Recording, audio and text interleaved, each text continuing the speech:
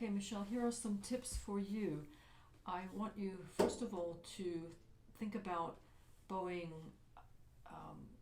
the rhythm of what happens a lot in this with the tied notes is like 1, 2, 3, 4, 5, 1, 2, 3. What I mean by that is okay,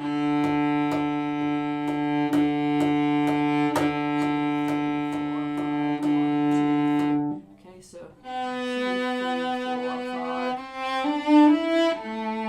Okay, and what I want you to listen for is number 5, because that's where often your tone gets a little bit weak, and that's actually where it should even crescendo. When you have a tied note, you should usually crescendo a little bit through the tie. Okay, so listen to this. 3, 4, 5. 3, 4, 5. Okay, so can you practice that? The other thing is, I noticed from your video that often your thumb is coming off when you're vibrating on every finger. I mean, usually it's fine to do that for fourth finger, but I want you to do an experiment. I want you to maybe just vibrate on first finger without your thumb touching the back of the neck, and then I want you to try it with the thumb touching. And I want you to compare and see if you feel a little bit more balanced, and if you can actually do a wider vibrato when it's touching. For me, taking the finger off, I've never seen any cellists play like that before, so but I have seen many cellists take their thumb off when they play with fourth finger. So I want you to do an experiment and tell me on Tuesday night, do you think it's better to have the thumb off? Maybe you've discovered something, I don't know, but I'm a little bit dubious. I think it prevents you from having the widest vibrato that you might want to have. So that's, having said those things, the main other thing is really some of your shifts are out of tune. And this first one, just from, where it goes, so the G to G, you need to always think of that as an extension. Okay, if you do, it's really very likely going to be in tune. Okay, so just practice it. Really connecting with the left hand. And then this one, okay, so there, okay, you have to make sure not only your F sharp's in tune, which it actually was in the video the first time you played it, and then D after that. So just practice that even with different bowing. Just trying to, and then,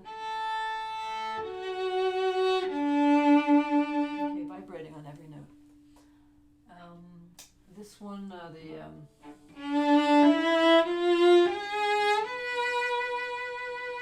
so very slowly when you're working on intonation, practice those 5 notes, and then this one, big shift from B to G sharp. So do that on a down bow slur a lot. It's a little easier than the up bow slur, which you have to do it on. You can slide on the first finger, lift, and then pounce with the third on G sharp.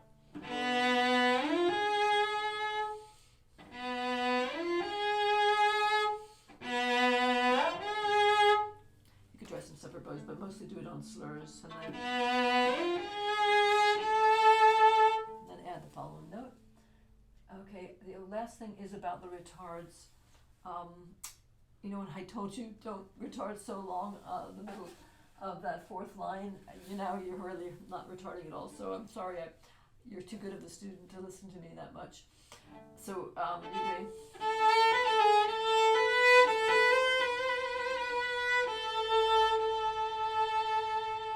So a little bit of a retard. See if you can imagine the piano part, or at least feel a pulse, okay? Because the same thing at the very end of this piece, you have to think, piano note.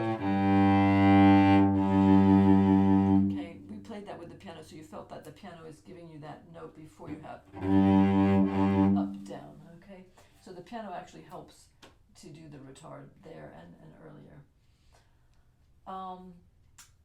Okay, so I want you to practice that very last two bars, because you have to really get a nice rich tone. So vibrato every note. You weren't vibrating on most of the notes.